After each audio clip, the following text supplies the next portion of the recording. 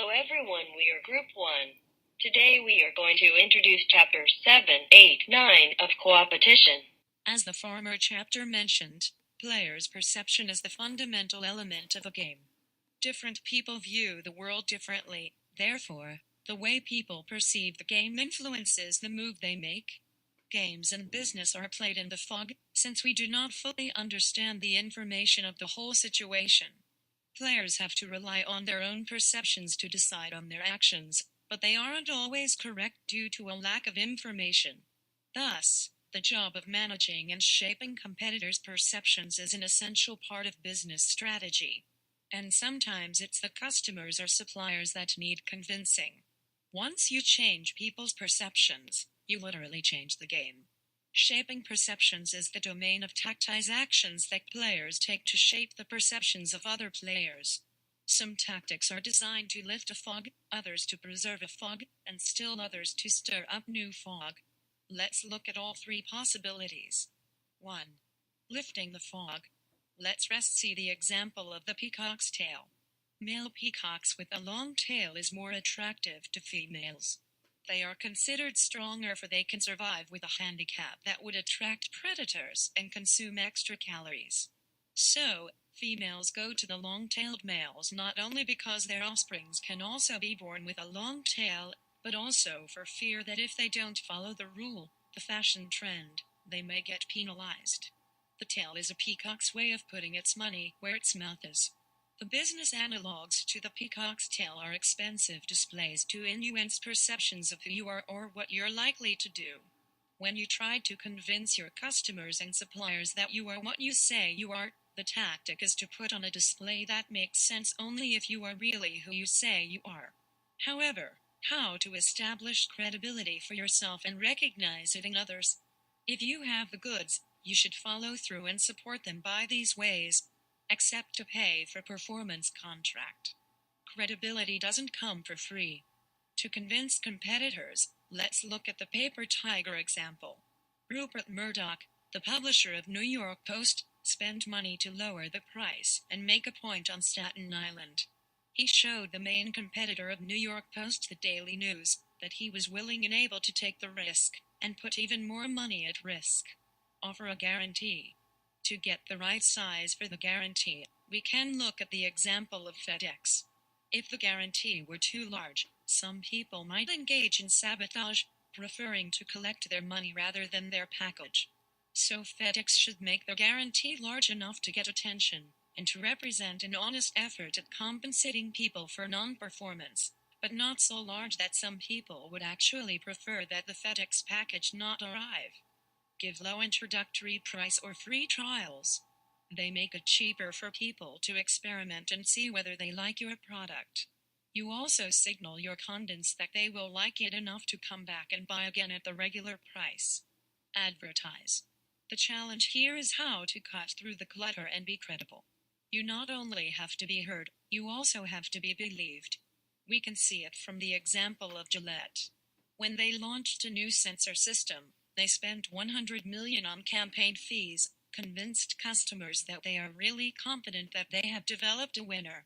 On the contrary, if you want to ask other people to demonstrate their credibility to you, you should 1. Propose a pay-for-performance contract. 2. Ask for a guarantee. 3. Request a free trial. And if you don't want to fail the credibility test, you should keep in mind, while everything you do sends a signal to others, what you don't do sends a signal, too. 2. Preserving the fog. Once you've successfully convinced people that you have the goods, the next question is how to maintain this perception.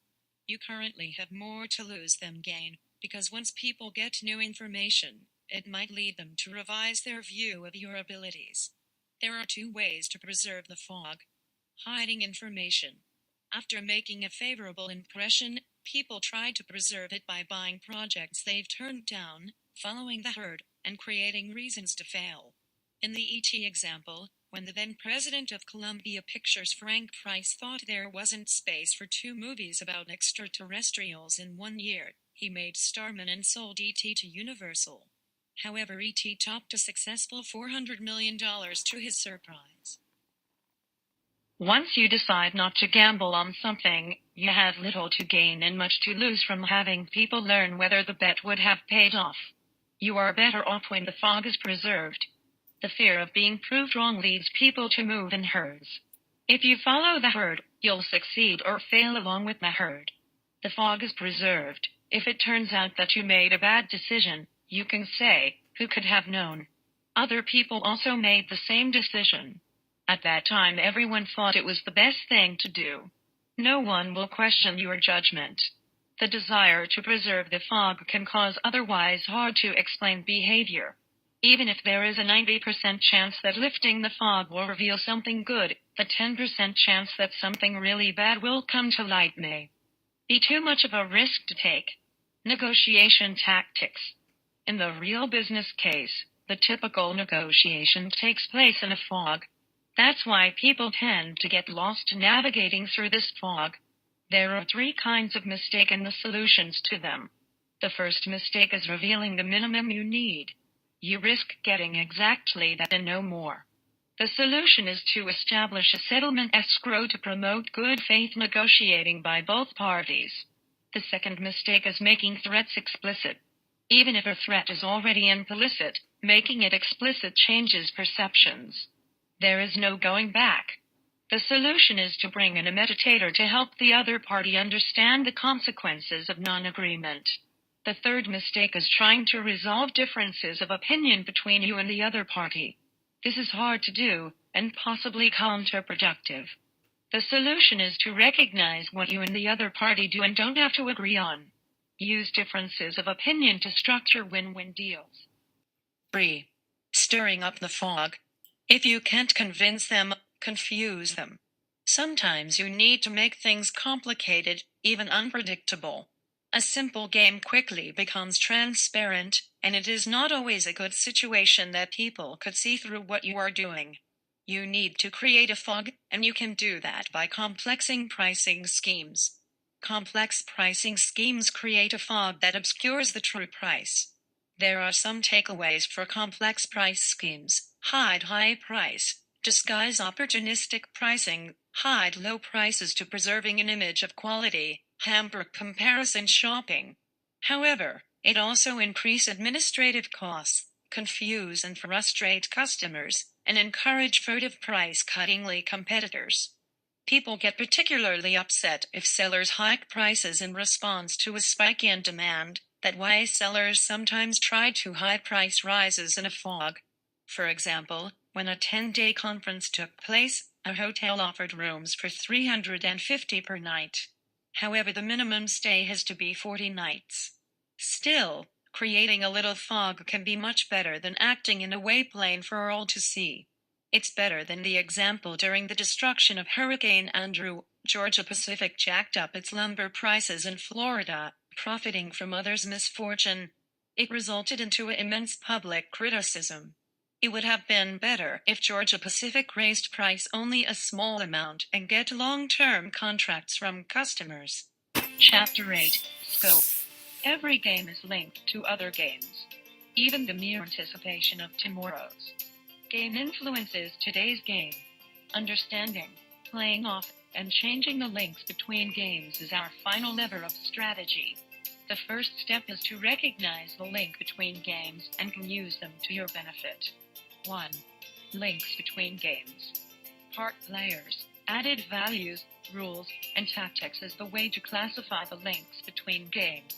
Once you have recognized the links between games, you can use them to your benefit.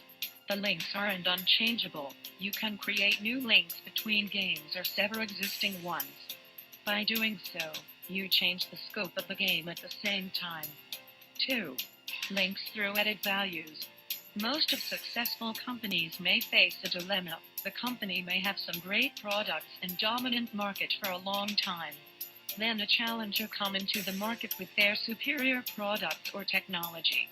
At this time, if the company just jump into the market into this new technology, the price of it may fall, and this will cause the fall of added value of the company's old product.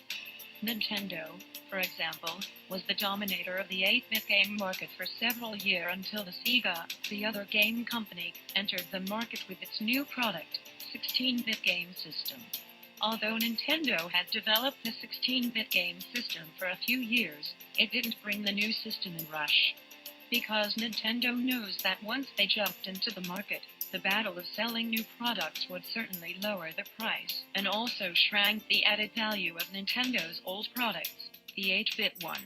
An established player delay bringing out the next generation products in order to limit competition with the current generation products, and also to maintain the price of the new technology. For the challengers, they are newcomers to a business and may face many disadvantages, since they lack proven products, brands, loyal customer experience, and relationships with suppliers. It is not a wise move for the challenger to go head-to-head with an incumbent. Instead, the challenger may be able to play off the links between the business you are targeting and the incumbent's existing business. By gaining a competitive edge that your competitor can't follow up on, you can exploit the chance. You create a dilemma for the incumbent and, in the end, the incumbent leaves you alone. 3. Links through rules. Rules are a direct lever for changing the scope of the game. To control the boundaries of the game, you can write up business contracts with your customers and suppliers. For example, if you prefer short-term contracts, you can sign a one-year contract with your incumbent supplier and create a series of one-year games.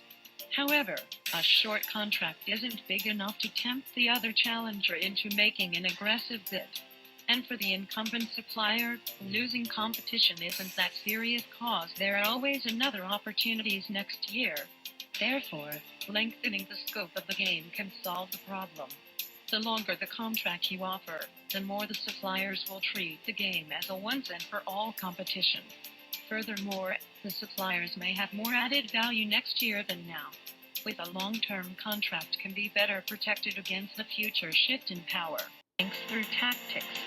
Games and their boundaries can be changed through tactics, which is to create the linkages.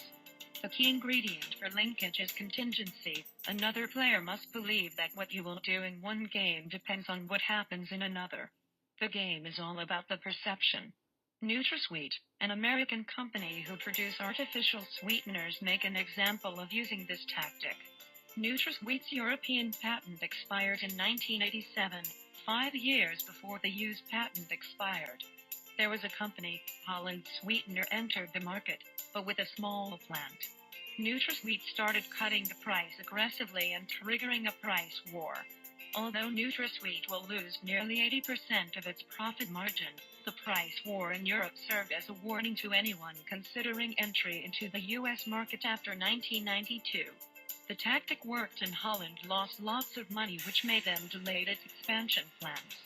NutraSweet took an action in a game to convince other challengers of what it will do next time in a similar game. Chapter 9. Being ready for change. Games are ever-changing. By overcoming a challenge once should not make you complacent and immune to change. Players and new actions will always appear, and they can again be utilized. You also must be aware that everyone in the game will also want to change the game in their favors. In reality, the world is just one never-stopping game of change, and we are all just players within it. After all, other players will be trying to change the game, too. You may need to respond to these changes by changing the game again. There is no end to the game of changing the game.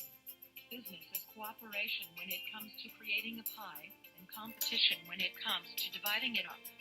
This duality can easily make business relationships feel paradoxical, but learning to be comfortable with this duality is also the key to success. Thanks for sharing your time with us.